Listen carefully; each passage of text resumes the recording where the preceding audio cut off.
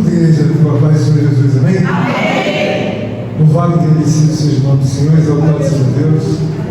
Irmãos, eu quero que os irmãos sejam bem sinceros, não comigo tão somente, mas com a própria pessoa de Deus. Os irmãos estão alegres com Jesus? Bom, também estou muito alegre. Estou muito alegre porque eu vejo a vontade de Deus dia após dia sendo esclarecida a todos nós. Isso é muito bom, porque Deus tem esclarecido não só o passado, o presente, mas o futuro para todos nós. Vamos abrir nossas Bíblias, Evangelho de Jesus Cristo segundo Mateus. Eu vou ler no capítulo 25. Depois eu vou fazer uma leitura um pouco extensa, eu não gosto, mas quero fazer uso aqui da ideia do grande julgamento, tá bom? Então vamos ler, irmãos. Quando vier o Filho do Homem na sua majestade e todos os anjos com ele, então se assentará no trono da sua glória. E todas as nações serão reunidas em sua presença, e ele separará um dos outros, como o pastor separa dos cabritos as ovelhas. E porá as ovelhas à sua direita, mas os cabritos à esquerda. Então dirá o rei aos que estiverem à sua direita: vinde, benditos de meu Pai, entrai na posse do reino que vos está preparado desde a fundação do mundo. Porque tive fome e me deste de comer, tive sede e me deste de beber, era forasteiro e me hospedaste, estava nu e me vestistes, enfermo e me visitaste, preso e foste ver. Então perguntarão os justos: Senhor, quando foi que te vimos com fome e te demos de comer? Ou com sede e te demos de beber? E quando te vimos forasteiro e te hospedamos? Ou nu e te vestimos? E quando te vimos enfermo, ou preso, ou te fomos visitar? O rei respondendo lhes dirá: em verdade vos afirmo que sempre que o fizeste a um desses meus pequeninos irmãos, a mim o fizeste. Então o rei dirá também aos que estiverem à esquerda: apartai-vos de mim, malditos, para o fogo eterno, preparado para o diabo e seus anjos. Porque tive fome e não me deste de comer, tive sede e não me deste de beber, sendo forasteiro, não me hospedastes, estando nu, não me vestistes, achando-me enfermo e preso, não foste me ver. E eles me perguntarão: Senhor, quando foi que te vimos com fome, com sede, forasteiro, nu, enfermo, preso, e não te assistimos? Então eles responderá: em verdade vos digo que sempre que o deixaste de fazer a um desses mais pequeninos, a mim o deixaste de fazer. E irão estes para o castigo eterno, porém os justos para a vida eterna. Por esse irmão.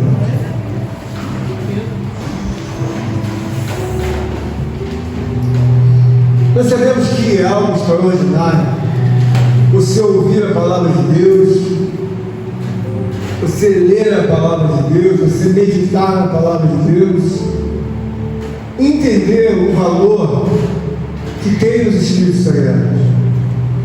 Por que eu estou falando isso, irmão? Porque quando você pega a Bíblia Sagrada, ela vai atualizar você sobre todas as coisas. Ela vai te dizer exatamente a origem de tudo que nós defendemos acerca de Deus, de tudo quanto há de suceder na nossa vida, quando nós começamos a entender que o nosso amanhã depende do hoje.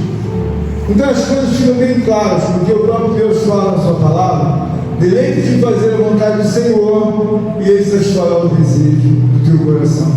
Então fica claro que os decretos de Deus, primeiro e permanentes, temos que fazer a vontade de Deus, e depois as outras coisas. Parece uma coisa simples, mas normalmente o ser humano, sabe, seja ele cristão ou não, ele tem dificuldade de fazer as coisas de Deus, muitas dificuldades, e ele busca um resultado que é controverso aos ensinamentos de Deus.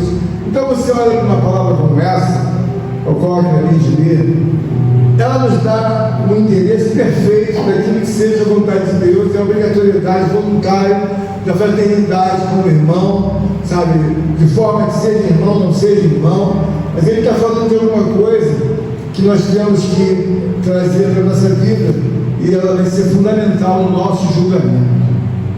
Nós olhamos então para Deus e às vezes nós não conseguimos imaginar, quando nós pegamos uma palavra e nós falamos assim, olha, nos últimos dias, irmã Kelly, vai ser tão difícil, mas tão difícil nos últimos dias. A Bíblia diz que se aqueles dias não fossem abreviados, nenhuma alma se salvaria. Meu Deus. Alguém vai dizer assim, meu pastor, de onde vem tanta dificuldade? Quando você olha, irmãos, para a Escritura Sagrada, você começa a ver que existem inúmeras situações para sufocar a tua vida e a minha vida. Então nós olhamos para a pessoa de Jesus Cristo, ele está falando aqui, que quando vier o Filho do Homem, na sua majestade, todos os anjos com ele, então se assentará no trono da sua glória. Nós devemos entender que o reino de Deus ele está preparado desde a fundação do mundo. Ou seja, o reino de Deus é um assunto que deve ser perpetuado, o homem desejando ou não. Por quê? Porque o reino de Deus é algo que está no coração de Deus há muitos e muitos milênios. Então nós devemos respeitar que o reino de Deus ele vai enfrentar muitas coisas que tem enfrentado até os dias de hoje. Por exemplo, nós sempre falamos que nós temos na igreja a obrigatoriedade de trazer uma palavra genuína. Mas às vezes você vê algumas coisas em paralelo, talvez com a igreja de Deus, mas que não é uma palavra genuína, no sentido de que às vezes você não mergulha um pouco mais nas doutrinas paralelas de outros povos que dizem que servem a Deus, mas eles, na verdade, nós o tratamos como se fosse uma seita. E aí quando você vê o valor da Escritura Sagrada não mencionando inúmeras coisas que aqueles que são de uma seita mencionam, você começa a entender a riqueza que há quando nós falamos de uma palavra genuína. Nós temos aqui para entender que quando o Senhor fala que nos últimos dias, se não fosse abreviado aqueles dias, nenhuma alma se salvaria. Por exemplo, você vê alguns daqueles que amanhecem batendo na casa dos outros. A impressão que você tem é que é uma pessoa muito compromissada. É uma pessoa que já está de manhã pregando o Evangelho, mas não é. É porque ele, diante da obra que ele vive, ele tem que somar várias e várias horas para que ele alcance a salvação. Então, quando ele sai de manhã, ele é contado no livro. E quando ele volta, ele também faz, naturalmente, registro no livro que acrescentou 4, 5 horas. E assim sucessivamente sobre todos eles. Uma seita, ela sempre tenta se igualar à pessoa de Jesus Cristo, ou até mesmo denegrir a pessoa de Jesus Cristo. Então você veja bem, você olha no primeiro momento, você vê e você fala, olha que esforço. Uma das características da seita é que, independente dela sustentar algo que pareça ser verdadeiro, ele sempre tem alguma coisa em paralelo, alguns livros. Essa que eu acabei de falar com vocês, tem no mínimo uns 4 livros no paralelo. Tem aqueles que vocês já conhecem, que é o Sentinela, e outros 3 ou 4. Então, o que fica evidenciado, irmãos? Milhares e milhões de pessoas entraram nessa seita. Mas por que isso é importante você avaliar o valor da Escritura? Porque quando você começa a agredir a Escritura, fica invalidado até mesmo aquilo que você está fazendo. Que Gálatas 1:8 é bem claro, que ainda que um de nós, ou até mesmo um anjo, desça do céu e vos pregue outro evangelho que seja amaldiçoado. Nós vemos a pessoa de Jesus Cristo como uma pessoa mais elevada, mais gloriosa para todos nós. Por quê? Quando eu vejo uma seita, eu acho acho uma coisa inadmissível, quando você tem o Espírito Santo de Deus, você seguir a pessoa de Jesus Cristo e simultaneamente você colocar um profeta. Simultaneamente você colocar uma pessoa para se igualar à pessoa de Cristo. Então você deve imaginar o seguinte: a obra de Deus é uma obra dificílima, porque há milênios tem sempre alguém que quer colocar um profeta em igualdade da pessoa de Jesus Cristo. Eu sempre falo para vocês que Jesus Cristo, independente de ser homem ou ser, Jesus Cristo é Deus. E isso é uma coisa que às vezes nós não pensamos. Porque, por exemplo, nós vamos visitar uma igreja. Eu não gosto de falar, mas é preciso que nós tenhamos um trânsito de entendimento, de aprendizado. Eu vou visitar uma igreja adventista. Quando eu chego lá, os ensinos estão pautados da Bíblia, mas simultaneamente a Bíblia tem entronizado também os ensinos da Ellen White, uma profeta lá do século de 1911, 1910. Aí quando você vê alguém falar, você imagina que a obra está pura, está limpa, mas não está. Porque não faz sentido nós colocarmos aqui a figura da Ellen White. Por quê? Porque a palavra de Deus diz: olha aquele que acrescentar um Gil ou um J também, Simulando. Aí você me entra aqui com 4 livros para a gente associar ao livro sagrado. Eu quero mostrar para os irmãos que a salvação não é coisa fácil. Por quê? Porque nós somos atacados 24 horas por uma seita. Não é justo você olhar, por exemplo, numa igreja tradicional e você não perceber que Jesus Cristo é atacado para que a pessoa ao qual é levada junto a Ele, em pé de igualdade, como se fosse uma pessoa salvadora, como se fosse a nossa rainha, como se fosse a nossa mãe. Mas peraí, eu sou o caminho, a verdade e a vida, ninguém vem ao Pai senão por mim. E alguém, de uma forma muito, inescrupulosa, quer colocar em pé de igualdade com o nosso Senhor e Salvador Jesus Cristo. Eu estou falando isso, irmãos, porque é necessário você entender o grau de destaque que Deus dá à pessoa de Jesus Cristo. Quando nós ouvimos aqui as irmãs trazerem uma palavra, louvar, é claro que nós devemos entender que Jesus Cristo não está em pé de igualdade com homem nenhum. Até porque ele é responsável pela expiação, e a expiação, nós sabemos que não foi dada a responsabilidade a homem nenhum da terra. Mas isso é uma coisa importante você separar no seu coração, porque às vezes você olha para uma pessoa e a pessoa é de uma seita, em que coloca Jesus Cristo abaixo de Deus, e que coloca Jesus Cristo como um simples profeta, e você ainda vai dizer que ele é seu irmão. E aí você vai dar a paz do Senhor para ele. E essas coisas, irmãos, elas são interessantes quando nós começamos a ver a gravidade de uma recomendação de Deus. E isso se destaca aqui em Mateus 25, 35. Eu estava lendo porque existem situações, vou ler aqui dos 35 em diante, que são muito importantes para nós considerarmos.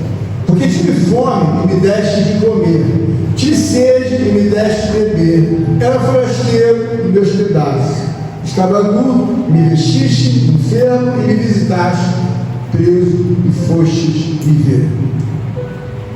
Entenda bem, irmãos, é importante você compreender a essência de você servir a Deus.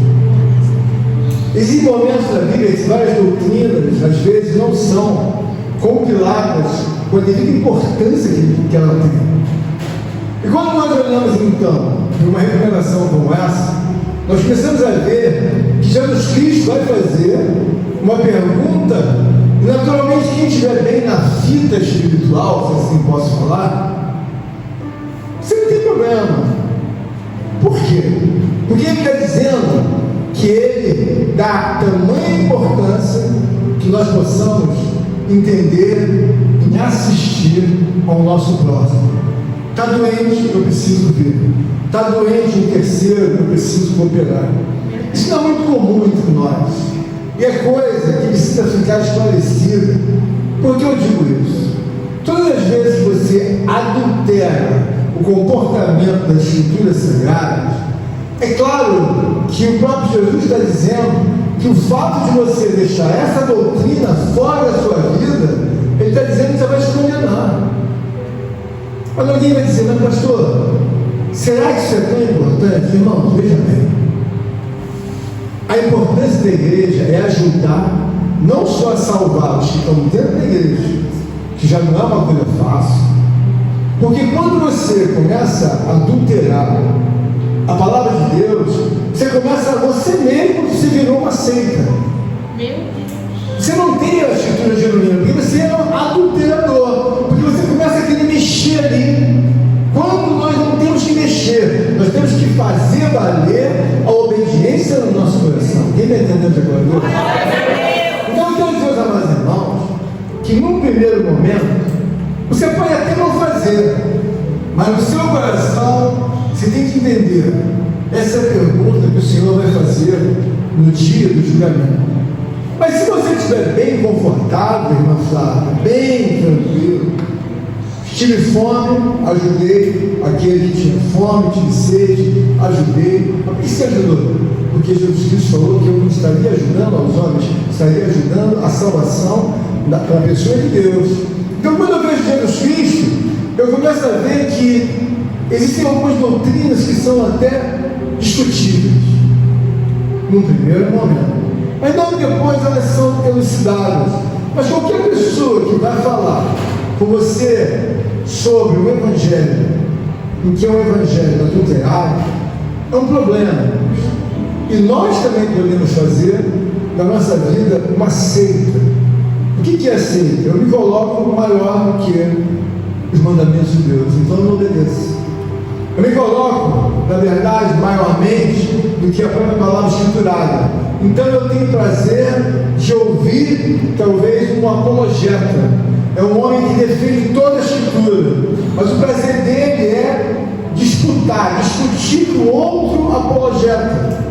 E aí eles começam a esmiuçar o que vem a ser verdade ou não.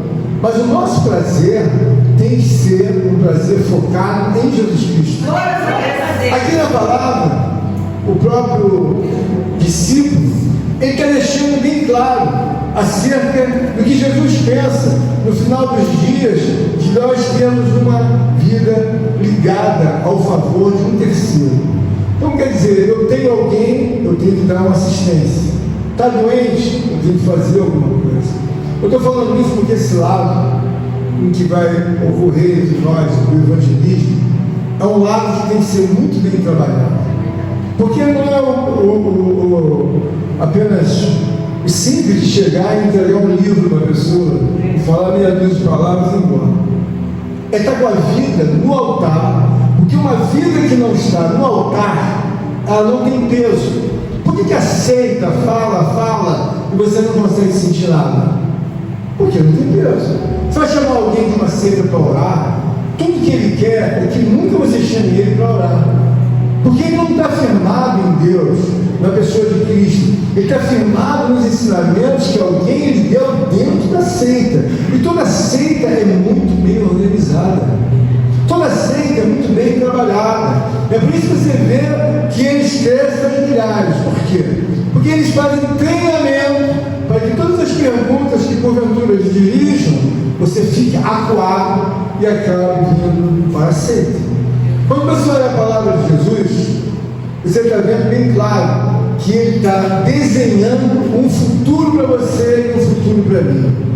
Ele está dizendo aqui no verso 37: então perguntarão os justos: Senhor, quando foi que te vimos com fome e te demos de comer, ou com sede e te demos de beber? E quando te vimos forasteiro e te hospedamos, ou nu e te vestimos? Ou seja, aqui é como se fosse um momento em que o próprio Deus está cercando todas as possibilidades de fraternidade voluntária. Vocês sabem que muitas das coisas, irmãos, fazem com que nós não sejamos aquilo que nós deveríamos ser em Deus. Quando eu falo de uma seita, Eu falo que ela não tem noção do com que pessoa ela está fazendo seus estragos. Porque alguém que diz que nós temos que colocar a nossa vida no altar, aprende na Bíblia Sagrada. Só tem uma oração na Bíblia Sagrada que nós devemos aprender, a oração de Moisés, que é uma oração longa dele, mas a oração dos discípulos ensinada foi uma oração, o Pai Nosso. Mas você vai para a seita, ela te ensina outras orações. Você está entendendo? Quando você vai para a seita, ela te ensina a você fazer outras orações. Mas peraí, mas é oficial, não é? Mas o caminho é Jesus Cristo, irmãs? Mas por aqui também dá. Você vê que isso é uma seita. Por quê? Porque quer diminuir a pessoa de Jesus e aumentar a figura humana. Irmão, isso é uma discrepância, isso é uma maldade, isso é uma crueldade, uma abominação tão grande. Você olha, como disse agora a nossa amada irmã Laura, fazendo uma defesa de Cristo, que ele abandonou tudo, e desde criança, uma vida sacrificada, deixou o mundo onde tinha tudo, para viver o nosso mundo. Bom, todas as predições da profecia se cumpriram nele, e de repente ele é levado aos céus.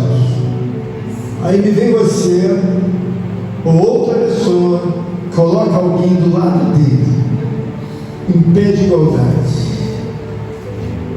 Esse é Pedro, que é um apóstolo. Esse é João, esse é Lucas. Então começa a inventar uma série de coisas e coloca do lado da pessoa dele.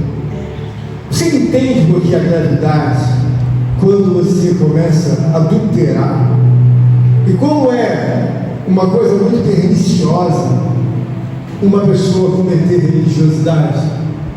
Ela não está tendo noção do que ela está fazendo. Se o próprio Jesus está dizendo aqui, em Mateus 25, que quando a pessoa faz uma obra de salvação e começa a entender a obra de salvação, você tem que entender quem pode me fazer com que Deus desmontasse os neurônios do José. Quem poderia fazer? Maria? Não. João? Não. Pedro? Um deles. Só Jesus Cristo. Então, quando você tem o teu entendimento, que você começa a ver a gravidade das seitas, você fica impressionado. Porque já existem publicações do Novo dessa Bíblia Sagrada, em que o Novo Testamento ele está mesclado com as profecias de animais. Existem livros mormons em que eles falam da obra de Deus, depois colocam a obra deles e depois colocam a obra de Deus, tudo misturado. E com umas coisas mais discrepantes possíveis do Evangelho. Eu estou falando isso para que você entenda que às vezes você vê uma palavra como essa e não dá importância. Tive fome e não me deste de comer. O que Deus quer fazer conosco é nos mostrar que nós precisamos ser semelhantes a Cristo e desmontar dentro de nós o egoísmo, a indiferença, ao ouvir uma palavra como essa e continuar a mesma pessoa. Da mesma forma que aquele que está numa seita, ele não quer nem saber se Cristo é em primeiro lugar, se ele é segundo, se ele é terceiro. Assim somos nós também, quando nós não olhamos uma palavra como essa e não vemos então a importância, porque o próprio Deus está sendo bem claro diante de tudo aquilo que ele já expôs. Então ele está dizendo aqui no verso 45, presta bem atenção nisso. Então lhes responderá: em verdade vos digo que sempre que o deixaste de fazer a um destes mais pequeninos, a mim me deixaste de fazer.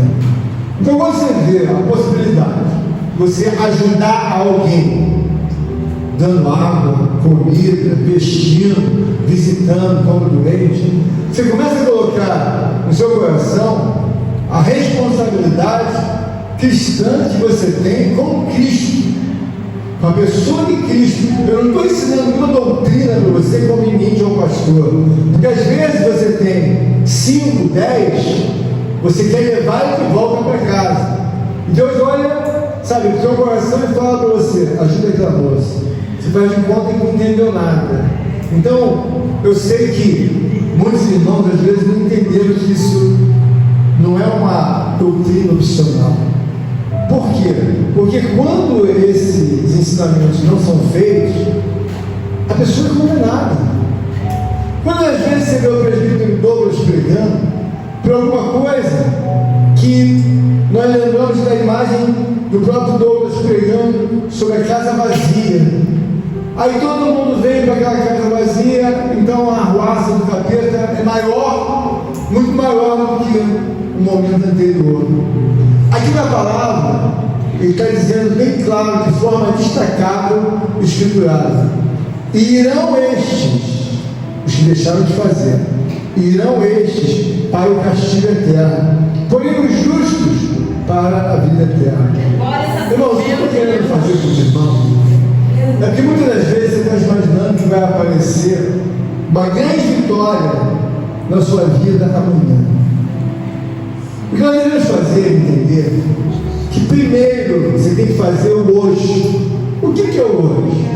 Às vezes, irmãos, nós não nos interessamos, na verdade, por nada que traga um benefício a um irmão ou uma irmã, uma pessoa da rua, talvez, um desconhecido. Mas você tem que ver que há um mistério da parte de Deus em você ser uma pessoa fraterna. Você não tem que ser a pessoa que você é, tem que ser outra pessoa.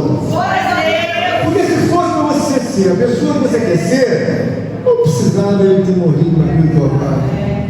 Se fosse para você ser o que você é, ou eu, não precisava morrer, porque morreu à toa. Porque você, irmão Leandro, o que eu quero ser, então não morreu à toa. Para muita gente, a vida da pessoa, ela é uma vida muito difícil, porque eu digo uma coisa para você: o mundo espiritual de Deus, inclusive, é muito sólido, e Deus não admite que ninguém atropele essa pessoa chamada Jesus Cristo. Você vê que quando uma seita começa a mexer com essa pessoa, aquela seita fica amaldiçoada. Você não vê ou não observa que em determinados comportamentos, nem no centro de Umbanda de Candomblé tem aquela recorrência, mas aquela seita tem. Então, por que tem inúmeras ocorrências há séculos e séculos? Porque a palavra de Deus diz por Paulo, a palavra que ele diz: se não cumprir esse evangelho, que seja amaldiçoado. Então, eu estou querendo trazer aos irmãos a importância de você não ser sufocado, porque amanhã alguém pode dizer para você: vem para cá. Mas espera aí, vocês adulteraram o evangelho todo, aqui com vocês eu tenho que fazer o quê? Aqui você tem que entender que Jesus Cristo é uma pessoa menor do que Deus. Aqui você tem que sair todos os sábados para você cumprir os seus horários e a carga horária, porque isso é um privilégio você estar na nossa instituição. Mas espera aí, então quer dizer que a minha salvação está atrelada ao número de horas de visitas que eu fizer de manhã? Sim. E você também tem que fazer a distribuição e a venda desses livros. Mas isso não está dentro, presbítero do Evangelho de Cristo. Então é por isso mesmo que não é uma igreja, é uma seita. Então nós, quando olhamos para a obra de Deus, nós começamos a perguntar alguma coisa assim: por que não funciona, irmão José? Porque tenta colocar as coisas sem nenhum temor, sem nenhum respeito, como se essas coisas viessem de Deus. E hoje fica bem claro para todos nós que Jesus Cristo vai cobrar duramente de nós, porque quando ele veio, sabe, ele veio fazer a vontade de Deus. Hoje nós somos servos de Deus. Eu sempre falo que nós damos continuidade aos pensamentos do reino. Se nós realmente damos continuidade aos pensamentos do reino, nós vamos ver que servir ao próximo é de fundamental importância. Por quê, irmãos? Porque cada geração vai deixando os ensinamentos mais nobres, mais puros. Mas uma geração de seita religiosa, ela vai se uma pessoa que sempre Deus não vai considerar, porque ela não tem consideração de entender a Escritura Sagrada, em que diz: eu sou o caminho, a verdade e a vida. Está claro? Eu sou o caminho, a verdade e a vida. Está claro isso? Eu sou. Está falando como Deus. Então, quando você ouve uma palavra como essa, que o próprio Jesus está falando, que tive fome, não me deste comer, tive sede, não me deste beber, estava nu, não me vestiste. Então, alguma coisa eu vou até aconselhar os irmãos, de uma forma muito gloriosa. Sempre que você amanhecer, começa a ser uma mulher ou um homem segundo o coração de Deus. Você entende por que Davi chamava a atenção de Deus? Porque era homem segundo o meu coração. Davi era um homem que desejava fazer justiça desde o primeiro minuto que ele ficava em pé. Então, quando Davi saía, ele procurava satisfazer a Deus, assim como Jesus Cristo. Jesus Cristo levantava, ele já entendia, tem que fazer a vontade dele. Por quê? Porque isso é uma coisa muito bonita, irmão, muito brilhante quando você vai dar um testemunho, quando você é cristão, porque você se torna uma pessoa semelhante ao próprio Deus, considerando as proporções daquilo que Deus nos ensina. Então, quando Davi saía, Deus falava: homem segundo o meu coração, porque ele saía a propagar, a ajudar, a fazer justiça a A, a B, a C. Ele pensava 24 horas: como eu posso ajudar? Como eu posso agradar a Deus? Como eu posso viver para Deus? O que eu posso fazer? Então ele pensava isso o tempo todo. E nós, sabe, no presente certo, pensamos muito na gente. É uma coisa errada, porque passam-se dias, você pensa como vai pagar o seu cartão, passam-se dias, você pensa como vai pagar o teu IPVA, o teu IPTU, você pensa como vai pagar isso, você pensa nisso. O que Deus quer desmantelar nesta noite é que, assim como as seitas se perderam na centralização da pessoa de Cristo e não vem nenhuma importância, se conversa com alguém, ela começa a dizer para você: eu também sou evangélico, eu também sou isso. Peraí, vocês enfiaram um monte de coisa, enfiaram 2 profetas, vocês enfiaram os livros, enfiaram o profeta, enfiaram outros cânticos, enfiaram um monte de coisa. E você acha, irmãos, que o próprio Jesus está dizendo: se nós não tivermos a devida consideração com um terceiro de forma real, ele está dizendo que nós não vamos alcançar a salvação. Irão estes para o castigo eterno, porém os justos para a vida eterna. Irmãos, o justo é uma pessoa que ela se inclina a digerir, sabe, e perpetuar nela algo que nunca vai ser tirado. Por exemplo, o amor a Deus.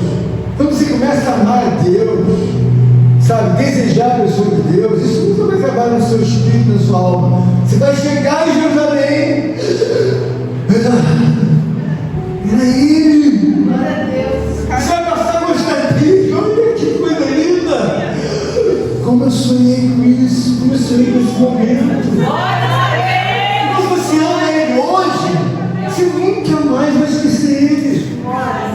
Então você não tem que esperar ir a óbito, você tem que ser agora. Por que nós estamos nos fortalecendo?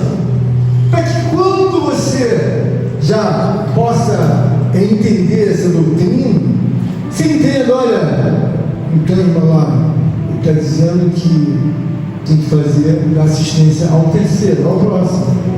Mas às vezes isso é promovido. Você dá assistência transparente, você dá assistência à tua avó, aos seus avós, aos seus filhos, aos sobrinhos. Você não pensa nunca no texto como esse. Então a gravidade está de que você sozinho possa, sabe, virar uma seita diante de Deus. Mas como, pastor? Porque você dá o contrário. A seita, ela não respeita a pessoa de Jesus.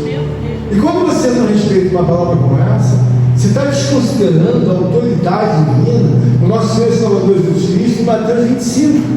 Ele está dizendo: olha, no julgamento, eu vou perguntar, quando é que vocês visitaram os doentes? Quando é que deram comida comida, trouxeram de comer aos necessitados, aos pobres, seja quem for. Quando é que tu entregou uma roupa, ajudou? Quando é que você acolheu o forasteiro, o estrangeiro? Quando é que isso passou na sua cabeça? Nós estamos no julgamento, mas ainda dá tempo de fazer a inclusão dessa palavra. E por que isso é importante, pastor? Irmão, eu entendo que o amanhã depende de hoje. Eu não consigo ver Deus fazendo nada para mim, nada, vezes nada, se eu não me ocupar hoje para poder colher no amanhã. Eu não consigo ver. Porque quando eu estou de frente com a palavra, eu fico observando as outras palavras, irmã Flávia, que acompanham essa palavra. Deleita-te fazer a vontade do Senhor e Ele satisfará o desejo do teu coração. Você primeiro tem que fazer a vontade dele. A Bíblia também diz: trabalhar não somente pelo pão que perece, mas pelo pão que não perece, Jesus Cristo. Então, quando você começar a digerir, por que meu amanhã não é tão bom? Que é preciso você ter um hoje de qualidade. É preciso você ter um hoje, não que seja um hoje, sabe, doente, um hoje raquítico, um hoje preguiçoso, um hoje amontoado de manchas, um hoje totalmente, sabe, desprezível a Deus. Porque muitas vezes as pessoas falam assim: é isso e aquilo, mas, como disse o presbítero Douglas, irmão, você está na mesma condição. Então, o que a gente faz? A gente olha a palavra de Deus e começa a entender: olha aí, preciso fazer uso dessa palavra maiormente, preciso ajudar, preciso trazer algo que seja realmente palpável. Por quê? Possa ser que por um detalhe como esse, profundo, que vem de Cristo, eu seja condenado. Eu não vou esperar naturalmente isso acontecer. O importante é cumprir o que está escrito. Eu não estou sugerindo a vocês nenhum processo de doutrina isolada, autônoma. Se for possível, oportuno, encaixa as questões de Jesus Cristo nessa noite. Porque não vamos ficar esperando no amanhã, sendo que na verdade hoje está sendo muito mal feito. Então Deus está reivindicando de nós: bom, vocês querem uma manhã abençoada? Vocês querem uma manhã abençoada? Vocês querem uma manhã abençoada? Então veja bem, vamos raciocinar.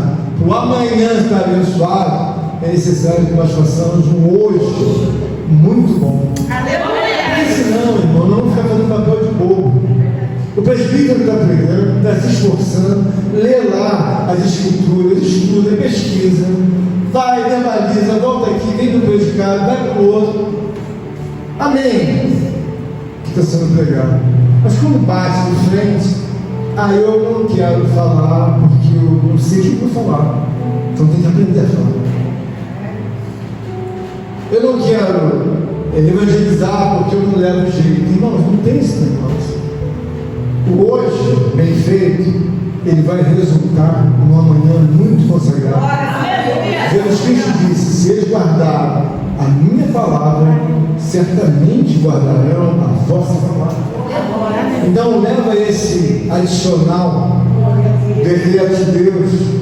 E quando você lê em casa, Mateus 25, lê 10 vezes, lê 20 vezes, até que isso entre no seu coração e você possa adicionar não apenas a evangelização, mas também estender ao amor ao próximo, considerando não ser apenas o amor ao próximo, mas o cumprimento também da Escritura Sagrada, da ordem de Deus, as normas do